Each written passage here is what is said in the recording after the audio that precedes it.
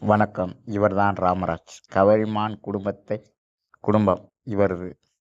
பெத்த தாய் தந்தை. மச்சினன் வீட்டில் ஒருவேளை கஞ்சிக்காக விட்டுவிட்டு இருக்க வீடு இல்லாமல் ரோட்டில் விட்டிருக்கும் கவரிமானாக பேசித் திரியும் ராமராஜ் முத்துலிங்கம்.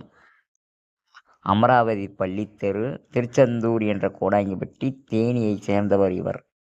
திறமையானவர். பேச்சில் கவரிமான், யோக்கியத்தில் இருப்பதில் ராமராஜ் என்பதற்காக ராமனாகவே வாழ்வதாக நினைத்து பல வீட்டில் காசு வாங்கவும், பித்தலாட்டம் பண்ணவும், பேச்சில் கவரிமானாக சேர்க்கவும், இப்படியே பண்ணி வயிற்றை கழுவுபவன். எல்லா வேலையும் தரமாக செய்பவன்.